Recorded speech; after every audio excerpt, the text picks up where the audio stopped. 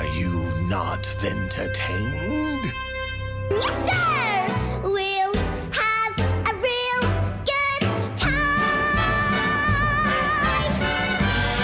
He's Dave, and I'm Dallas, and this is Vintertainment. We have opinions on just about everything. Sometimes those opinions are spot on. Sometimes they go down easier with a glass of wine. This is Vintertainment, the wine and entertainment pairing podcast.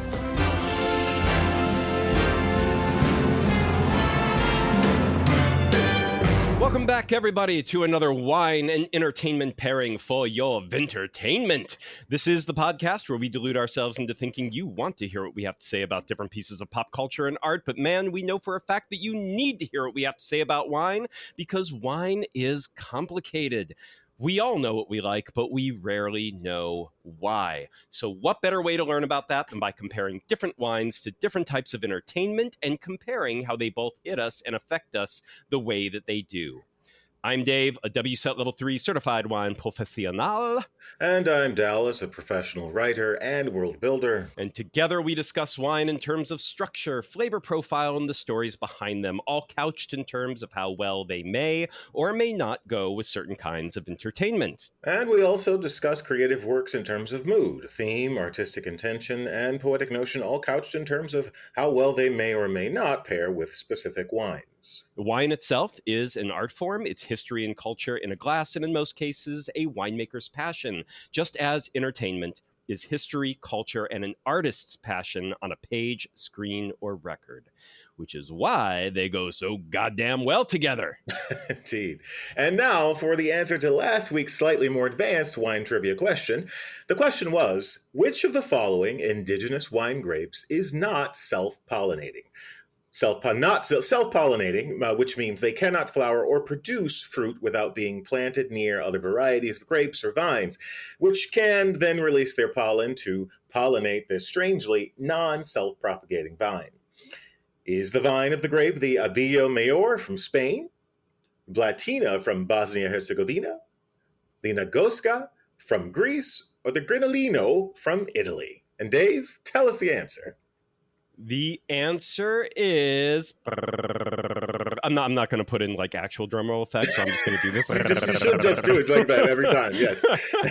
Yeah, it's like a cat, it's like a tiger purring or something like that, or chuffing, whatever they call it. Exactly. B.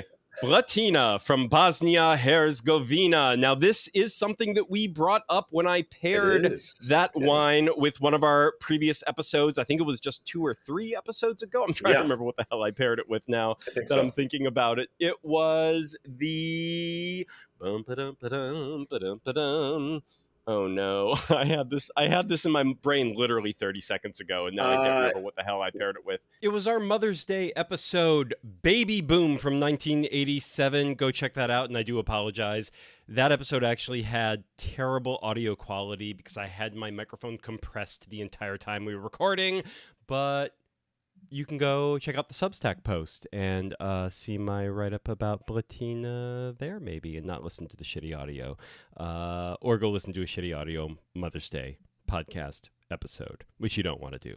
All right, back to the pod. Now, the Blatina grape from Bosnia-Herzegovina is functionally a female flower and lacks the male stamen required for self-pollination, which is a state known as autosterile. Autosterile varieties like the Blatina, and those are fairly rare in the world. Like vines are known for being like, they can just propagate, motherfucker. Like nothing's stopping them. They are vines.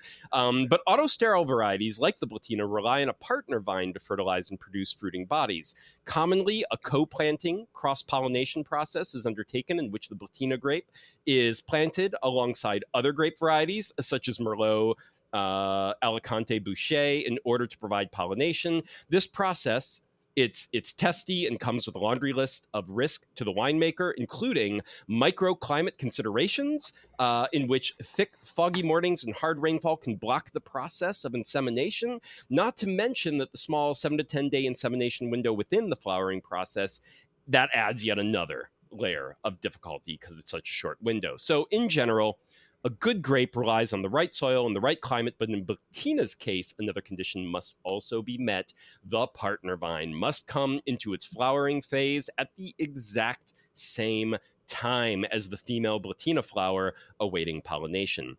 Locally in Bosnia-Herzegovina, it's the Turnjik grape. Turnjik. It rhymes with train wreck, right? It rhymes with train wreck, apparently. Turnjak. There we go. It's TRNJAK. Do not at me. Turnjak grape that is the preferred partner vine for the Blatina. And while traditionalists would love to rely on the wind and climes of the region to carry the pollen from the Turnjak to the Blatina flower, human intervention usually has its own place. Growers can often be found manually collecting pollen and distributing it to the expectant flowers. Ooh. And that was last week's question. That was the answer. We hope you enjoyed that little bit of wine education. Here is this week's question. What is the world's top wine importer per capita? So that's going to mean like per person in that place, right? Now, is it London, England, New York City, USA, Shanghai, China, or Vatican City, quote unquote, Italy, right? It's technically not, it's its own country, but is it London, New York City, Shanghai, or Vatican City? Who imports the most wine per capita? That's going to be written down below in the description of this episode. Let us know. You can leave a comment. You can send us an email at vintertainmentstudios@gmail.com. You can find us at Substack, vintertainmentstudios.com as well, where you can reach out to us, leave a comment on this episode or last week's episode, and let us know what you think the answer to this trivia question is. Yeah. All right, sweet. Dallas, All right. what are we doing today? And now, how about a little porno? Green porno, that is. If cinema royalty is a thing, then Isabella Rossellini is certainly it. And guess what? Royalty likes porno. Walk with me for a second down this journey. Imagine your paternal grandfather is Peppino Rossellini, the man who brought the cinema movie house to Italy. And then imagine your father is Roberto Rossellini, a man squarely placed in the pantheon of all-time great directors. And then imagine your mother is Ingrid Bergman, who is widely considered one of the greatest actors in history. Then mix in a host of headline-stealing accomplishments like an unrivaled and late-start modeling career, a jet-setting life as a sought-after muse for the greatest artists and photographers of your day. Then imagine you blossom into a storied yet quirky career as a successful actress. And then imagine your list of former lovers and partners reads like a Hollywood tell-all. Imagine all of this, and then you may know just what it feels like to be Hollywood royalty, because you would be imagining the life of Isabella Rossellini. In 2006, Isabella featured in the Guy Madden-directed short film My Dad is 100 Years Old, a tribute to Rossellini's father that she created. In the film, she plays almost every role, including Federico Fellini, Alfred Hitchcock, and her mother, Ingrid Bergman. Rossellini's twin sister, Isolde, however, did not find the tribute as glowing a representation and called it an inappropriate tribute. But nonetheless, after seeing this short... Siblings. Yeah, exactly. Twin siblings, no less. After seeing this short, it was Sundance's own Robert Redford, who was then deeply entrenched in the creation of the new media space, that met with Isabella to ask her to consider creating a new series precisely for the purpose of direct internet release. After much discussion, Rossellini and her collaborators decided that nature would be the central theme, as Rossellini and her family had always been nature lovers and part of various conservative conversationist movements through the years. Rossellini herself even returned to school to achieve a master's in conservation and animal behavior. The resulting project, Green Porno, took shape and would premiere in 2008. Now, Dave, real quick, let's jump to the wines here. What are you drinking with Green Porno? And then we'll get into the discussion, of course. Absolutely. Now, first, a little bit more about, let's talk just for a brief flash of a moment so we can understand what we're pairing here with this series. What exactly is Green Porno? What is this series? What does it play like? And so this is a series of short films, vignettes, Most of them are like 1 to 3 minutes in length. They're very short. I think the longest that I stumbled across, I have no idea if I've watched them all. I tried. But the way they're set up on YouTube, it's kind of hard to know exactly if you've watched all of them. But I watched everything under Isabella Rossellini's own YouTube channel. Yeah. And I think the longest is like 7.5 minutes, which was the elephant seal. Yeah. Yeah, and that was such an outlier because it was 7.5. Nothing even comes close. Everything else is like 1 to 3, kind of 3.5 minutes at absolute most. They're very short. They're very sweet. They are very informative, very performance art, but in this very self-aware way. You know, like they know what they're doing. It's part funny. It is authentically informative.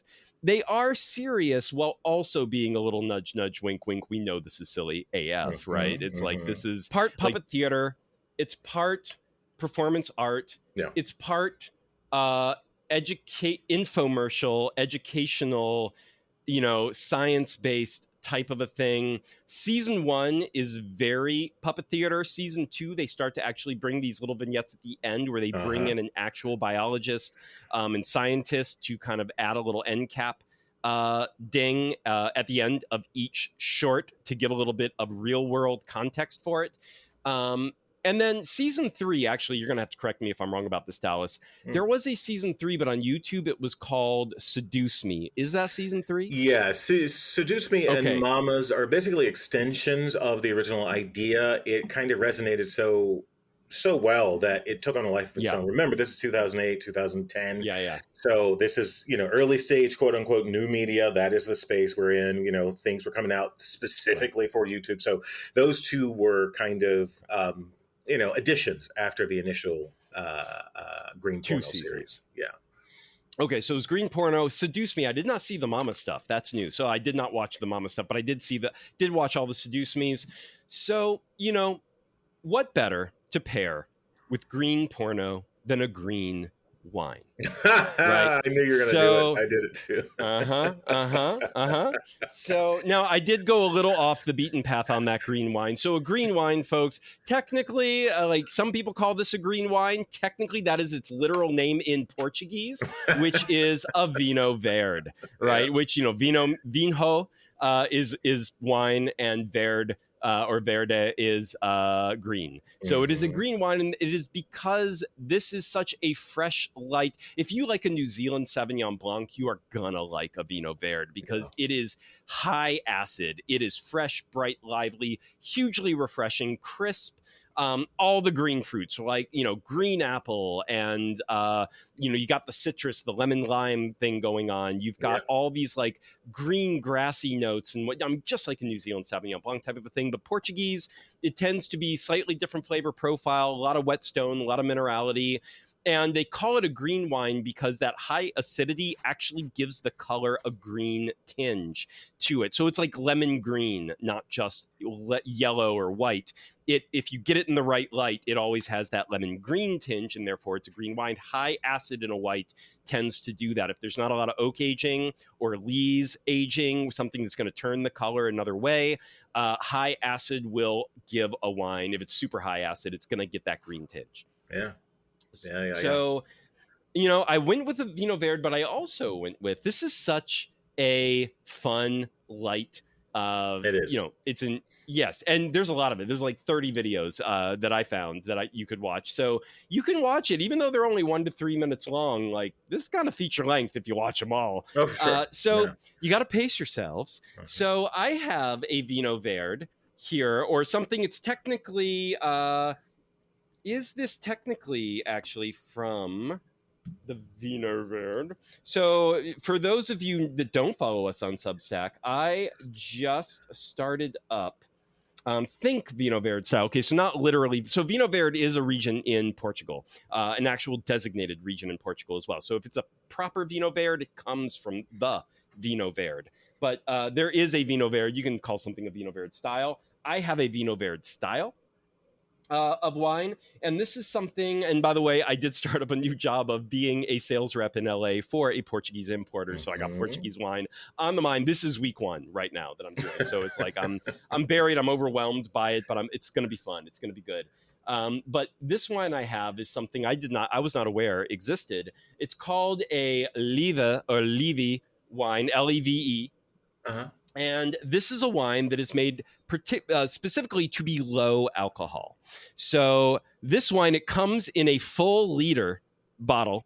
Normally bottles are 3/4 of a liter, 750 milliliters. This is a 1,000 milliliter bottle. So it's like 1/4 more than normal, but 9.5% alcohol naturally. Wow. They fermented it all the way. They didn't leave any residual sugar in there. One of our trivia questions from a couple weeks ago is, what is dry wine? And that's when you get rid of all the sugar by fermenting it entirely. And if you're going to be a sweet wine, you leave a little bit in by halting fermentation.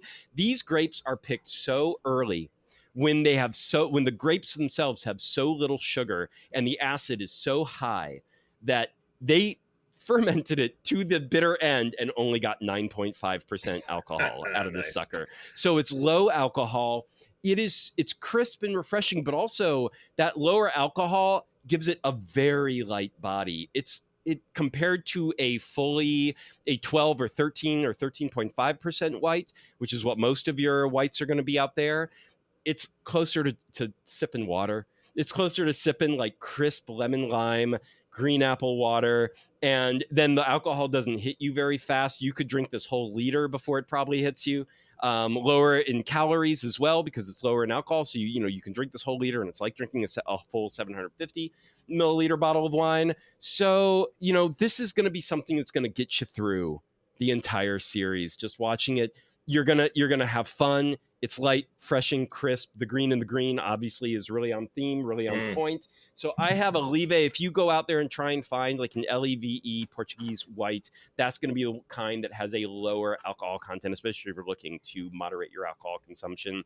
These days, this is a very natural way of doing that. And the only other thing I'll say is going back to the Blatina, if you also want to be really on point, instead of the green part of green Porno, if you want to go with the Porno part of green Porno, go with the grape that needs a sexual partner in order to propagate, because that's a rare thing in the grape world. And this series is all about, and it's predominantly, there's a couple species it covers where they're kind of like they can sexually reproduce on their own, but it's really rare, starfish being one of the very rare ones. Otherwise, it's all about mating. It's all about how does nature deal with this need of two sexual partners having to somehow get together and make this shit happen.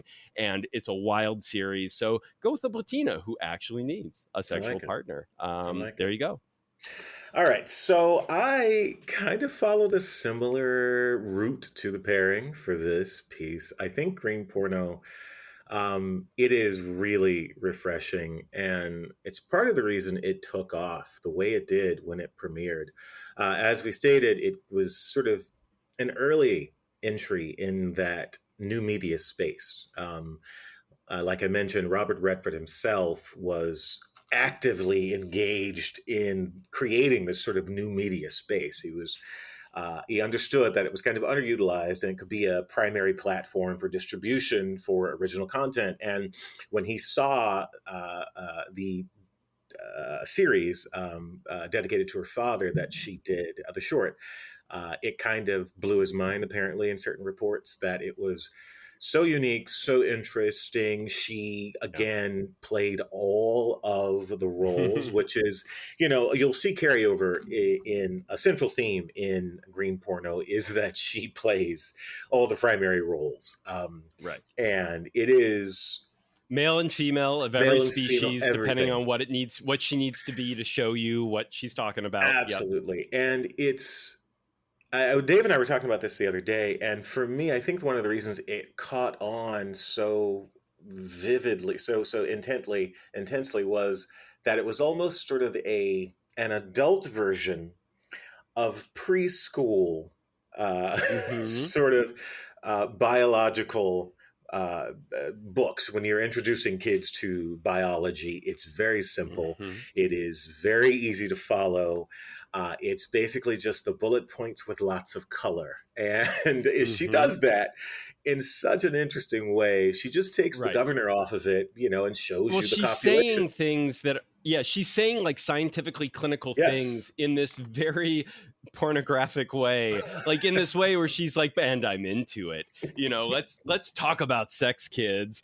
And you're like, Right. oh, okay. And I was telling Dallas, because it's like puppet show theater too, it Yes. has very reminiscent of things like Pee-wee's Playhouse For sure. or Mr. Rogers' Neighborhood. Like it has that feel of like we're presenting to you these larger ideas in this very digestible way.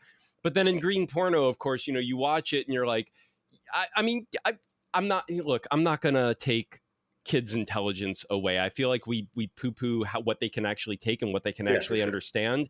And so many things that I was exposed to as a kid, did I understand it at the time? Probably not. Right. But there were things I was exposed to in film, in media, in books and whatnot that I think being exposed to it young, it really allowed it to sit within me for a while and over the years. And like when that understanding came, I had something to call back to. I had something to reference it. Right. Absolutely. And I'm like, oh, okay. And did I always understand that? It's hard to know when you have a kid brain because so much is happening in it and you're being codified in so many ways every day of your life that do you understand it or who knows, but it helps, I think. And so kids could watch this. There's nothing.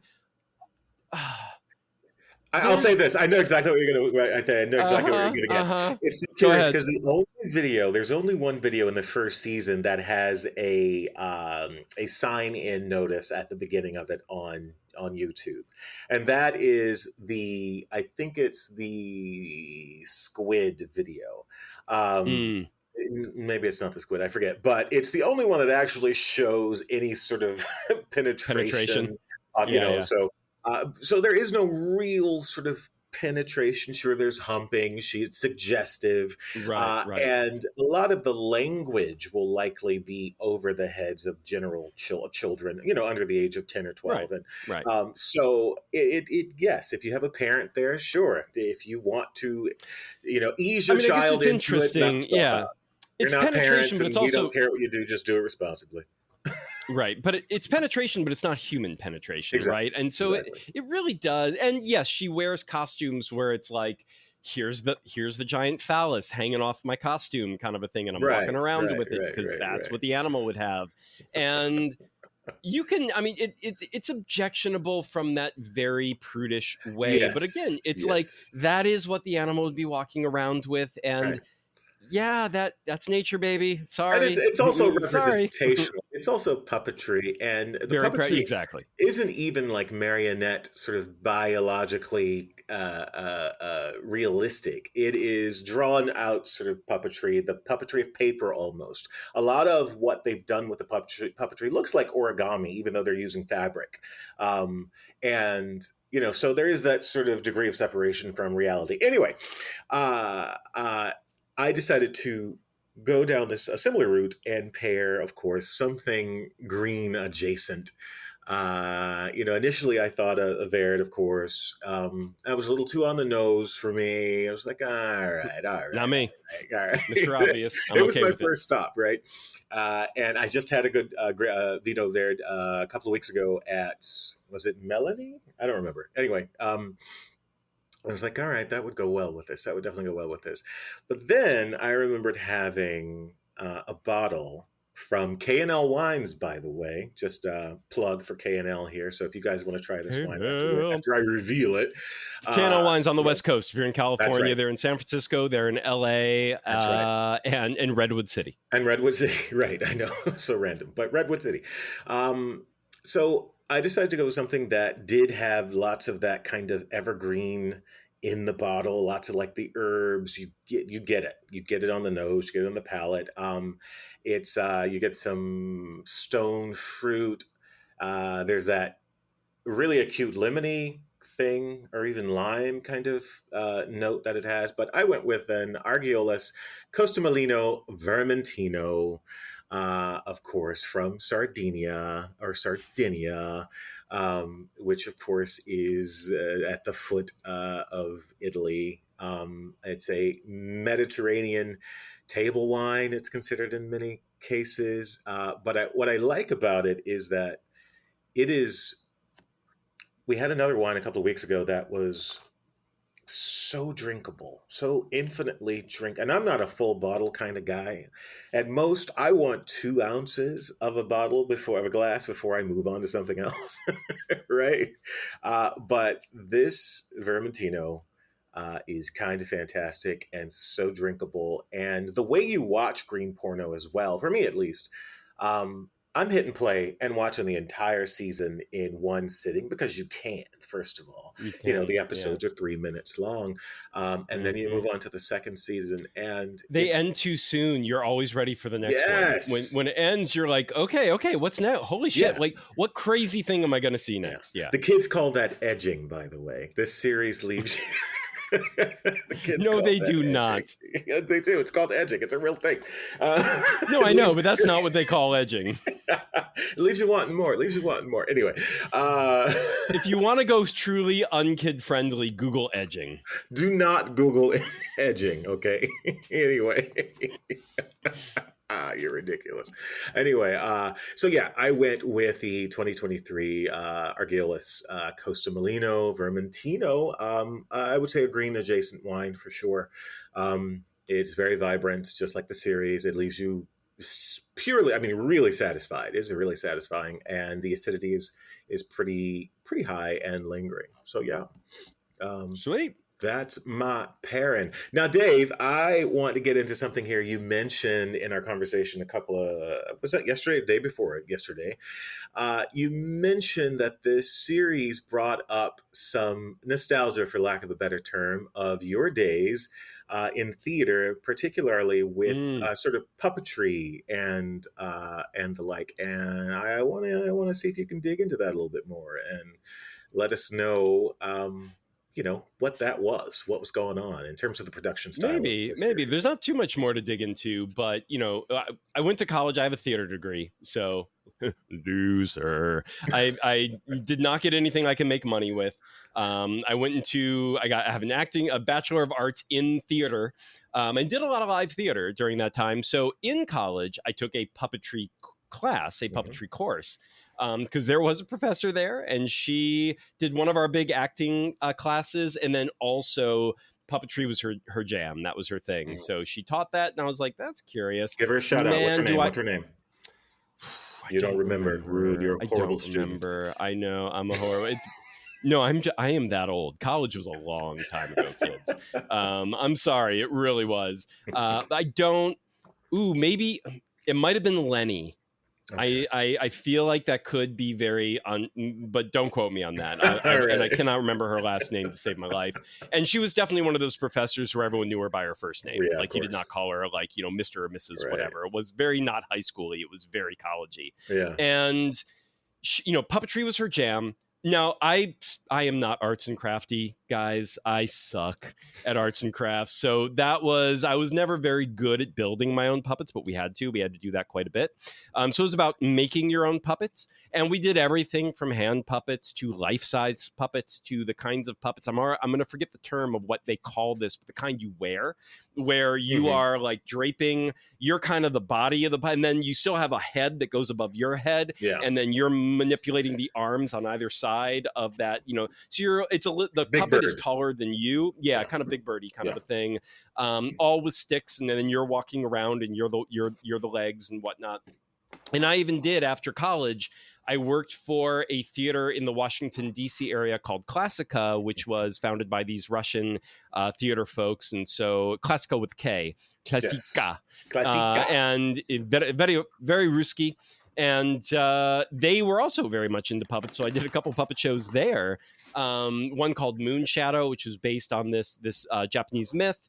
And It was so I was very into puppets for a little while, not because I really sought it out, Yeah. but just because I kept falling into this type of performative art groups that were very into it. And I'm not gonna lie, it was fun. I loved doing it. I did.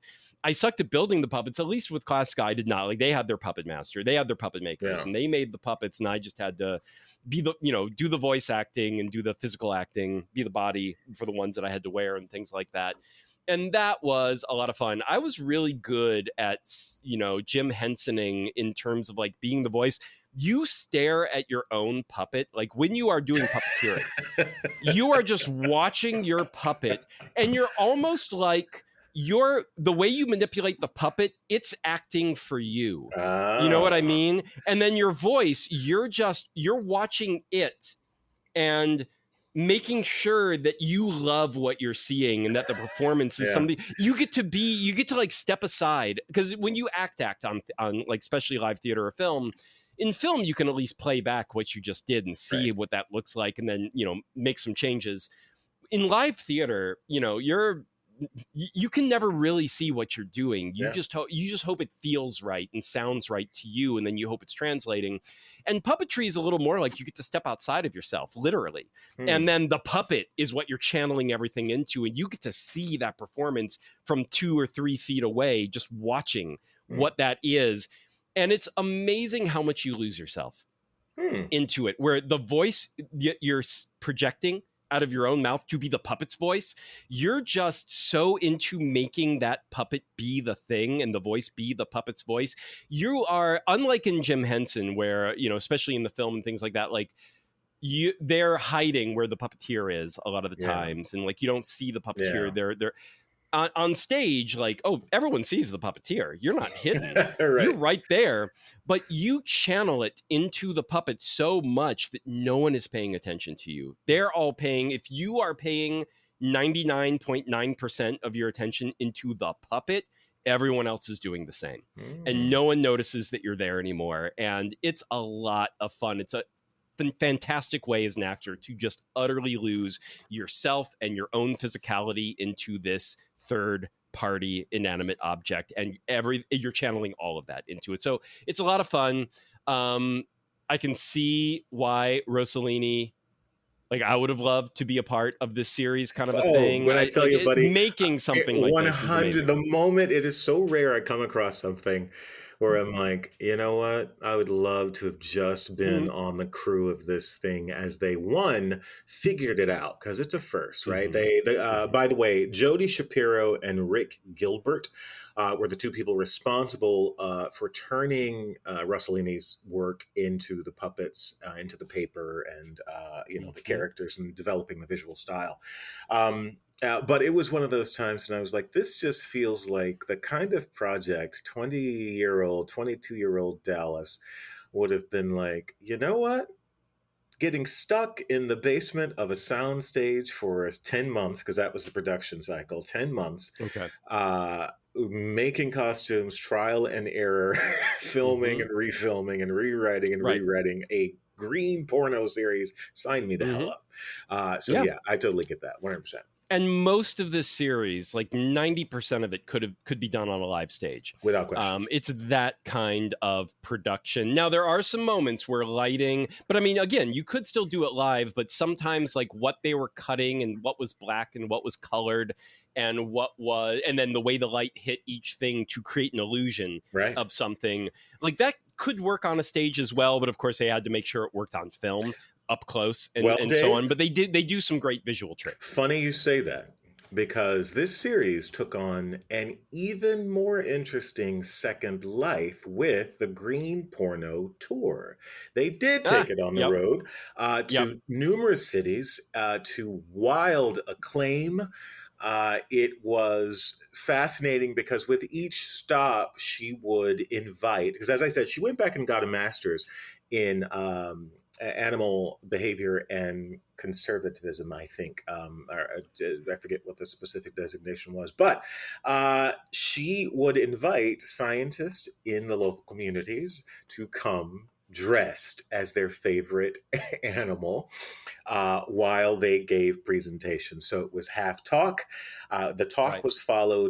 was preceded by her presentation, and the presentation was almost as cinematic as the actual film series.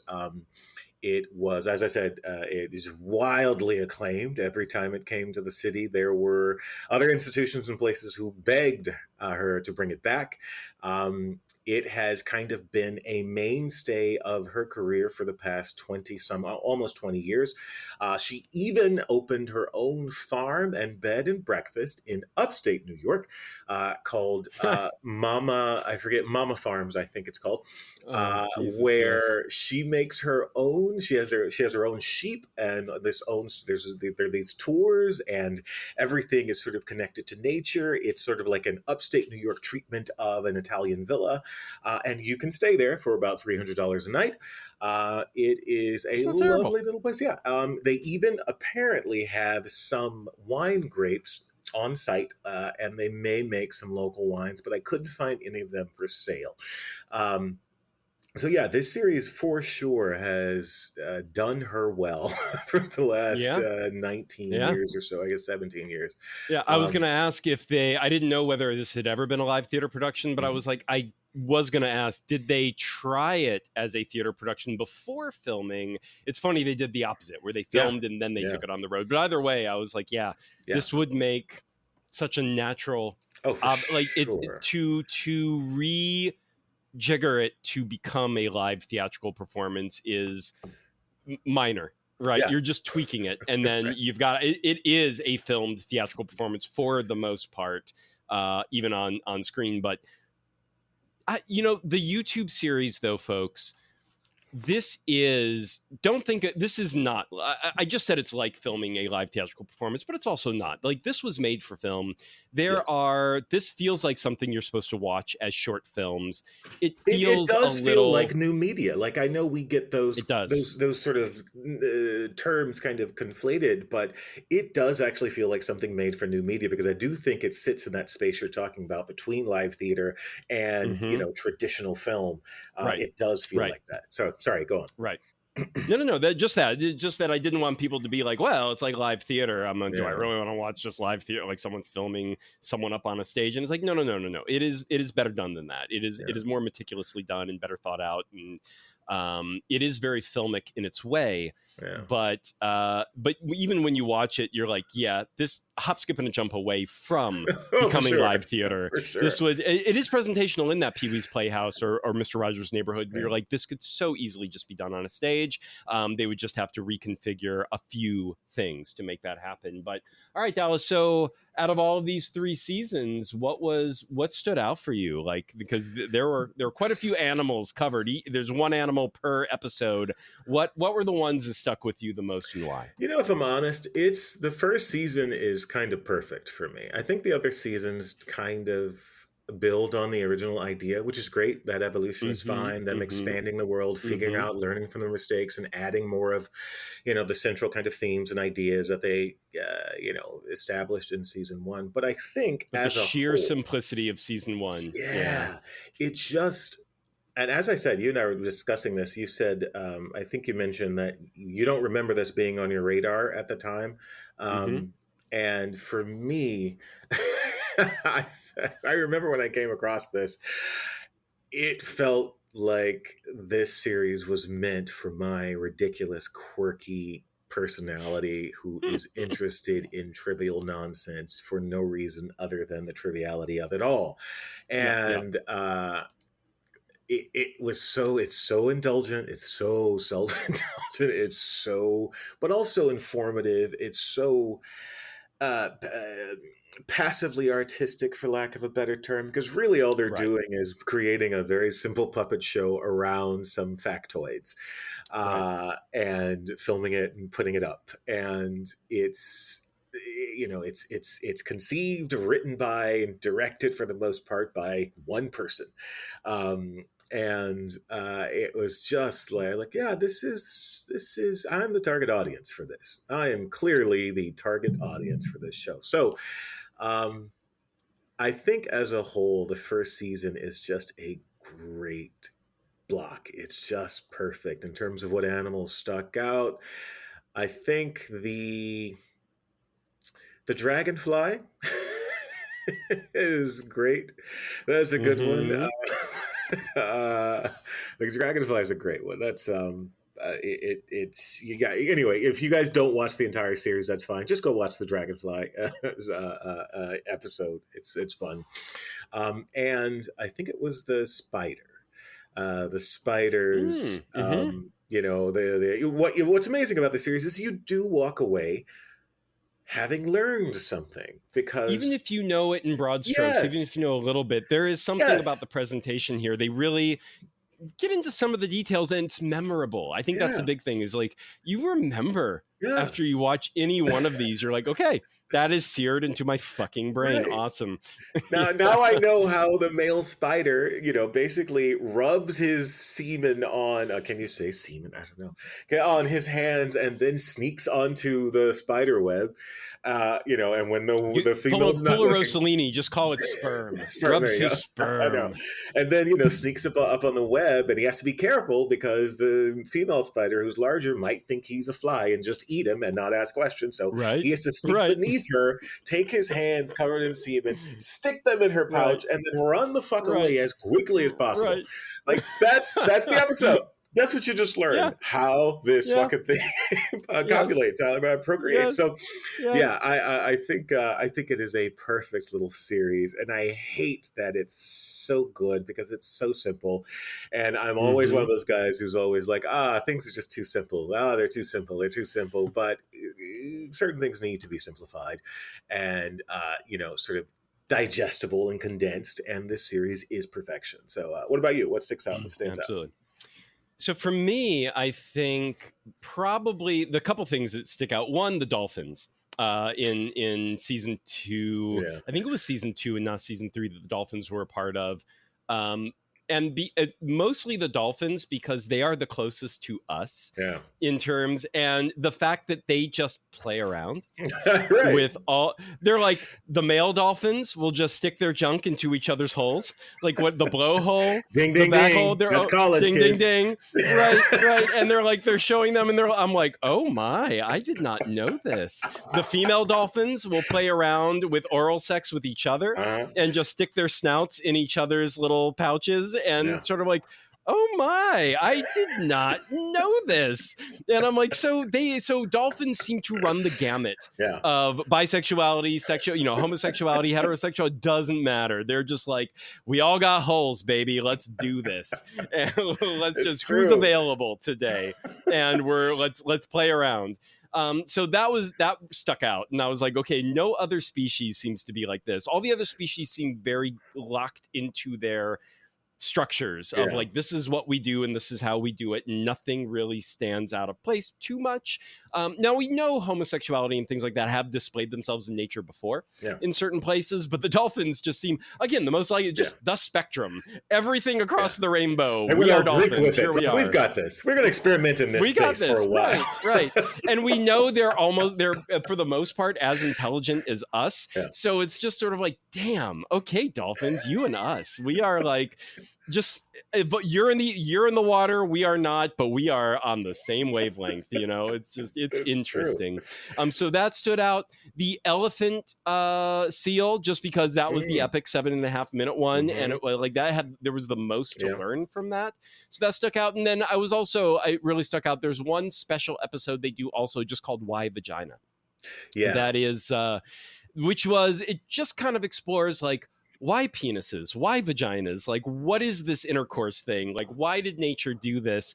And it just dives a little bit deeply into like, why did nature choose this? Right. Why is this Why the this way design? we go Yeah, about things? yeah. Right. Why this design? Yeah. Why is this the way so many species go about things, or some version of this that so many species go about things? That was very informative. So I think those stuck out for me as just being the most memorable and informative all told. And then, of course, there are always just the fun shit like the anglerfish, where it's like, I have a giant tooth at the top of my head, I jam it up, and then I just become a sexual organ that you absorb, and I become your own personal sperm bank. And I'm like, It's so good. yeah, It's so good. okay, It's wow, so yeah. good. There's the episode with I think it's the snail. She guys, seriously, I'm not kidding Yes. you. I highly recommend if you have 5 or 6 minutes on the toilet, because we all know you use your phones on the toilet. You're disgusting. You should stop it. But if you have a few spare minutes, go and YouTube one of the episodes from this series. You will not be upset. But the episode with the snail, she apparently the snail slides itself back into it, has a massive foot, and it slides itself back into its shell and curls around on itself, and its anus ends up right next to its mouth, and so it constantly just poops in its own mouth. And of course, they do a good job sometimes with bodily fluids. It does give you the ick, but in a very sort of stagey kind of way, representational kind of way. That was another one of my favorites. So again, highly recommend you guys check this out. And this show is criminally underseen. I think it's got like hundreds of thousands of views on YouTube, like for a lot of these episodes. But this should be at millions. I'm shocked. Well, that's a second. That's a second. So when it first came out, it blew up. I mean, it had like 4 million views in the first. Okay, this is Second Life. Yeah, so basically, this is like the repatching, repackaging. Okay, even then, still. Oh, great. Again, a couple minutes a day. Just keep going back and rewatching this. It should be at millions again. As a matter of fact, everyone go watch this. I'm going to go ahead and recommend you guys. This is something I want to sort of just start throwing out there. You guys should start having more like wine parties at home, where you pick some content to just watch with your friends and serve some wine. You'll hear Dave and I getting into more of this in the future coming up for a very specific reason, which we're not going to get into at the moment. But seriously, I would say start with something like this so you can use as a barometer to see who in your group is a little it's a little shy or a little gun shy when it comes to matters of sexuality and sensuality. I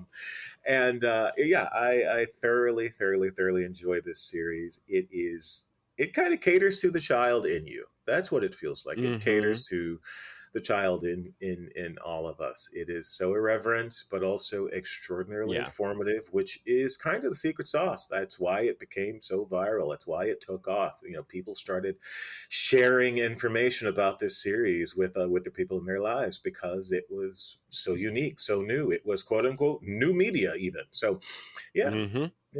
So, any final thoughts there, Dave?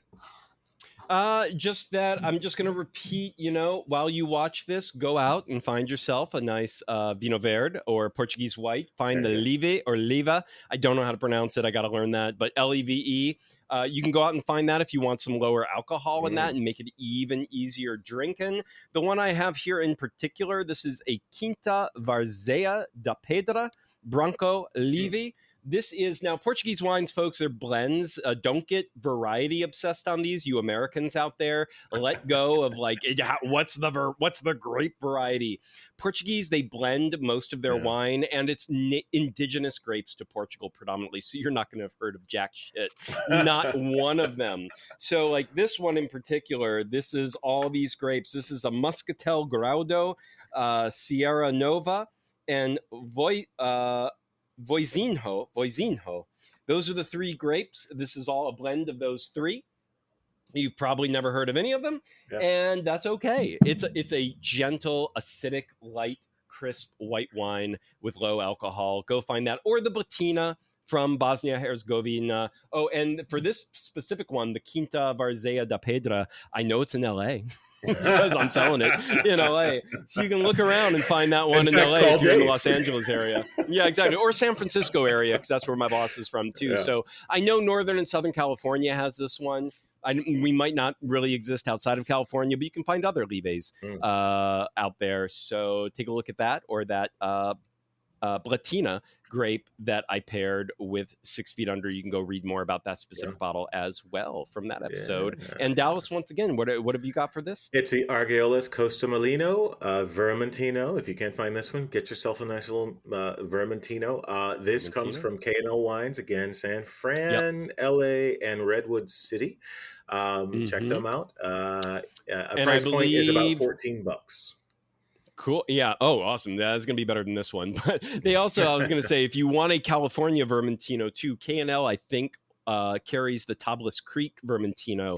I think the Tablas Creek Vermentino is more like $40 for that one. Probably. So it's a little more up there because they give you a range. Here we always give you a range. They're a great winery. Yes, their Vermentino is amazing though, and they are an amazing winery. They're worth the price if you can afford it. But either way, get that Vermentino. And don't forget, everyone, to answer the trivia question of the week. Which city imports the most wine per capita? New York City, London, or I'm sorry, in order, A, B, C, and D. It's going to be London, New York City, Shanghai, or Vatican City. Let us know and try and answer that. If you can, try not to Google the answer. Honor system people, see if you can answer it. And as we wrap up, once again, let us shout out make sure you follow or subscribe to us before you leave, because that really helps this podcast grow and reach new listeners. Make sure to leave a rating and or review. We super duper appreciate it. You can go follow us and support this podcast on Substack. Our Substack is vintertainmentstudios.com. You can reach us via email at vintertainmentstudios@gmail.com if you have any questions or want to leave us feedback outside of leaving a rating and or review, especially if you don't want to leave us a great rating or review. Like, send us an email. Maybe we'll get better. We'll take your feedback into consideration. So do that instead. And then, as always, if you want to support us, you can become a paid subscriber at Substack, which gets you access to all of our special feature bonus pairings, bonus articles on wine and entertainment, entire pairing directories of all the wine and entertainment pairings we have ever done, broken down by category. That is for paid subscribers only. You can become a paid subscriber for $2 a month on our Substack, or $19.60 a year. You can even become a founding member for $50 a year. And if you become a founding member, you also get to commission one episode a year where you get to tell us what it is we're going to talk about, and we will do that. We will also shout you out on every episode as you are a founding member. So right now we have our first 3 founding members, and they are Kate Rochelle, Paul Kalmkiarian, and Jessica Mason. Paul Kalmkiarian has his own podcast, Wine Talks with Paul K. I highly recommend going to look that up.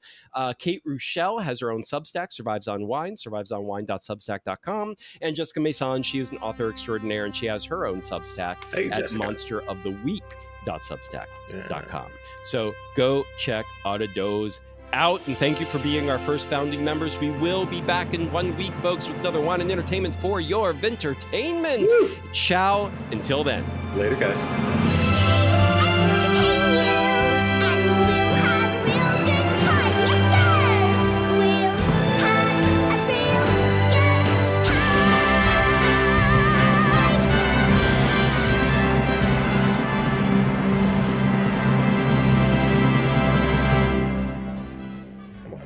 Stop being a cunt. Cunt. No. We've already had that outtake. You like that word these days. Wait, there's an outtake someplace, me saying cunt? Oh, yeah. Look, you stop with these fucking outtakes right now. No. Okay, dude, so you have not listened to our episode Return of Bruno, but you should. I did, but it's one of those things I listen to it passively in the background when I'm doing something. Okay, so it's the best outtakes we've ever had. You need to listen to go to the end, wait for the exit music to finish, and there's like 5 minutes of outtakes, and you need to listen to them. You need to stop this. It's amazing. Incriminated. And it's so funny. During the outtakes, I even whispered into the microphone. I was like, "Nobody tell him. He'll have to listen to the whole episode." And I know he never does that, and he'll never know. It's facts. That could be another trivia question, indeed, for a real devoted audience. Yep. What was mentioned in the outtakes of blah blah blah blah blah? Right. Anyway, all right.